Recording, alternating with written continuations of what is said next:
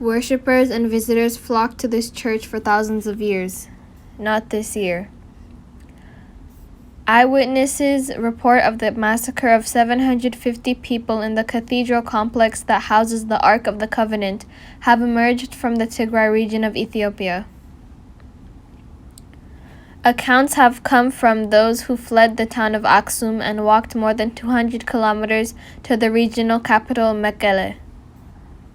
The massacre was first reported in dispatches from the Belgium-based NGO European External Programme with Africa, otherwise known as EEPA.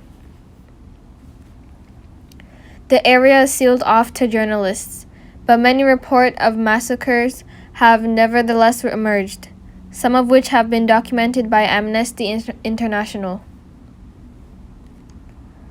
The former BBC World Service Africa editor and senior research fellow at the Institute of Commonwealth Studies, Martin Plaut, said that those who escaped the Axum Massacre had reported that the attack began after Ethiopian federal troops of Amhara militia approached the Church of St. Mary of Zion.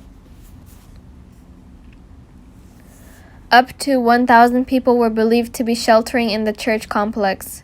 One of the chapels, the Chapel of the Tablet, is believed by Ethiopian Christians to contain the Ark of the Covenant, which is hidden from the view of everyone, apart from a single priest who never leaves the compound. Mr. Plot said, "People were worried about the safety of the Ark, and when they heard troops were approaching, feared they had come to steal it. All those inside of the cathedral were forced out into the square."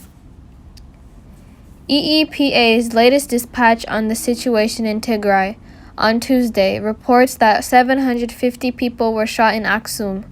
Although this has not been verified, it says that the massacre was carried out by Ethiopian federal troops and Amhara militia. The church is not thought to have been damaged, and Mr. Plot said that the Ark is likely to have been hidden before troops arrived, although it has not been possible to confirm this. The Ark is believed by Ethiopian Orthodox Christians to have been hidden in Axum by Menelik I, the son of King Solomon of Israel.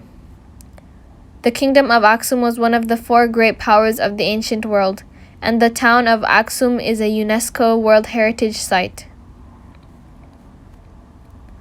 The Ethiopian government has admitted shelling an ancient mosque in Tigray and has promised to repair it.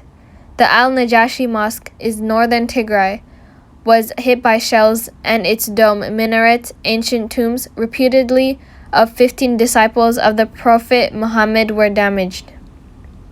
A church nearby was also damaged in the attack, and the government has pledged that it will also repair it. EEPA reported that, after the shelling, the mosque had been looted by Ethiopian and Eritrean troops, and that more than 180 civilians had died trying to protect it. Humanitarian aid has been unable to get to the region, despite pleas from the United Nations, which estimates that 2.3 million children have been cut off from food and aid. More than 1 million people have been displaced by the fighting, and more than 50,000 have fled to Sudan. There are also concerns for the safety of many Eritrean refugees in camps in Tigray.